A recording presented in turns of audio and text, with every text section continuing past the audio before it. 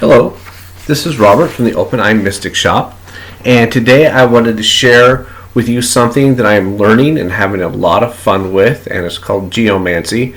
I studied Geomancy way back 15 years ago with John Michael Greer, who used to be the head or the Archdruid of North America.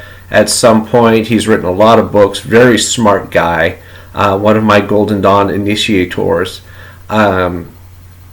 But I really wasn't interested in it at the time. I didn't like it very much at the time, and I recently rediscovered it, and I'm relearning it, and I'm having a lot of fun, and I wanted to share with you what geomancy is, because a lot of folks just don't know.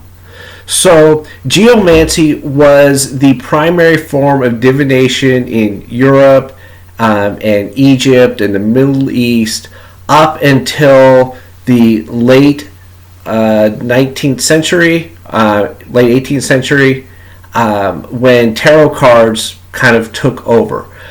Geomancy actually requires no equipment at all. You can have a stick and a plot of ground, and it works just fine.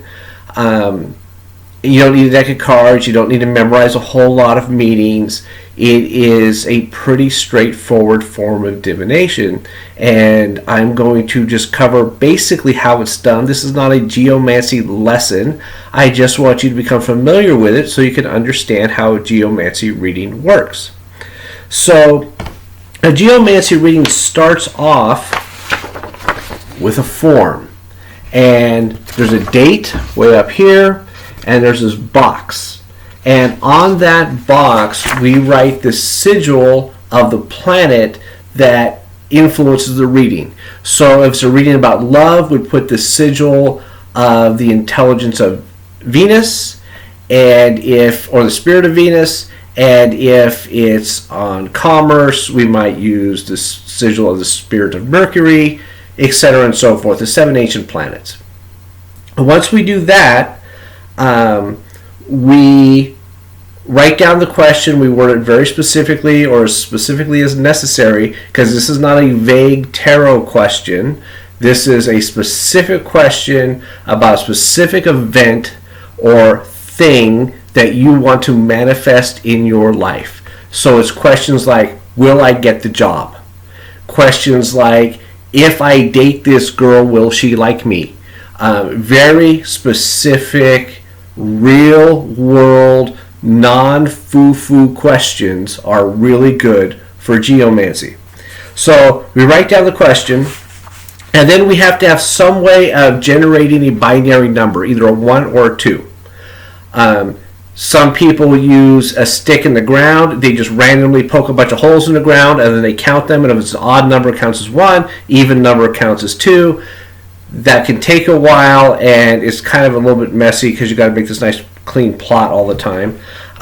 Some people use sticks. There's a 4-sided stick. You put 1 dot on 2 sides of the stick, 2 dots on the other 2 sides of the stick, and you throw it in the air, and wherever it falls down, that tells you if you got 1 dot or 2 dots. I use a quarter. And basically, I will spin the quarter, plop it down on the ground, and it came up tails, so that counts as 2 dots. Heads, it counts as 1 dot. And I forgot something. Before I do all that, I start with this. This is the Kamea of Mercury. And the way this is used in this particular context is you let your eye fall on the numbers in order. So 1, 2, 3, 4, 5, etc. until you get all the way through 64. And I'll let my eyes fall upon this, go through 2 or 3, maybe 4 iterations to get myself in the mood to do a geomancy reading. And just put your mind in a very peculiar place, because you are open enough to allow some intuition to work, but you're still focused enough to do the simple addition math that's necessary to do a geomancy reading. So that's a neat little trick. I use that. I make it a wood one that I can consecrate. I just haven't got all the way there yet. So we start with that. Then we start flipping this coin.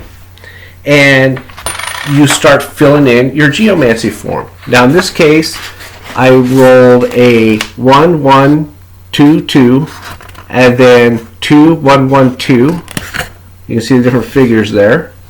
And then a 1, 2, 2, and 1, and the last figure was tails, tails, tails, and heads. And so those figures are called the 4 mothers. From those 4 mothers, you can make the 4 daughters. So you wind up with this nice, neat row going all the way across, and you see these little triangle arrows going down. You combine these 2 figures, and you make a figure here. These 2 to make a figure here, and these are called the 4 nieces, which appear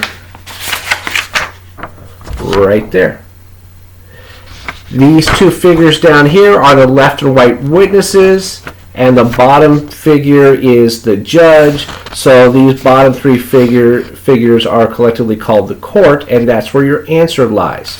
So the judge is the final answer, but the judge is highly influenced by the left and right witness. So if you get a wishy-washy answer from the judge, like the figure populace, which means the popular perception, if you will, kind of the group mind think, if that group mind think is created by 2 positive witnesses, then your answer is positive. If it's created by 2 negative witnesses, then your answer is negative.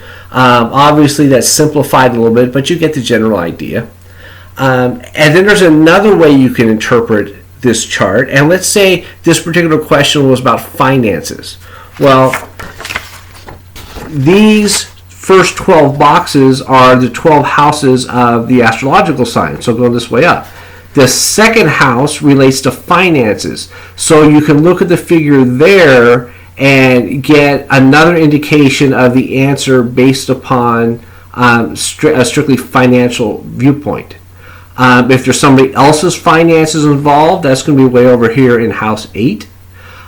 So you can get a good amount of detail. There's also different ways of verifying if your answers are correct or not, called the way of the points and ways of perfection and that kind of thing. But that's way too detailed for a little introductory video like this.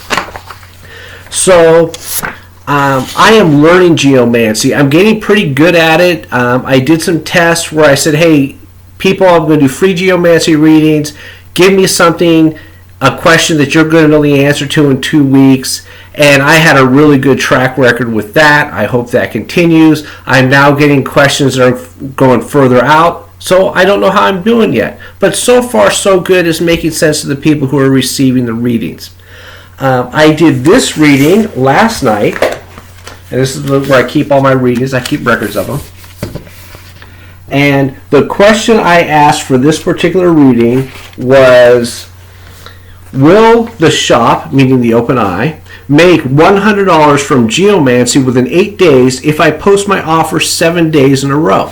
So that's what I'm doing. I am doing geomancy readings for donations. Minimum donation is $11. That's a pretty inexpensive price considering it takes me about half an hour to do one. People have paid me as much as $45 for them. And I'm doing this basically to raise a little bit of money for the shop because as you know, I can't go in the shop and sell stuff. So I'm performing services, and this is one of the services that you might not be aware that I offer, and I thought it would be a fun way to introduce people to geomancy. So if you're interested in a geomancy reading, you do not need to be present. We do not connect on Facebook. You just send me your question. I might help define it for you a little bit, and then within 48 hours, I will email you back a scan of the sheet that I filled out for you with your answer on it. And like I said, just for a donation, anything from $11 up, I'm happy to take. And you just let me know how we did, and that's a way to support the open eye. And it's a fun thing for me to do during this time because I'm really enjoying doing this. I love it a lot, and I appreciate anybody who allows me to do this for them. So thank you very much. Hopefully I'll see you all in the shop soon. Have a great evening or day, whenever you happen to be watching this, and talk to you soon.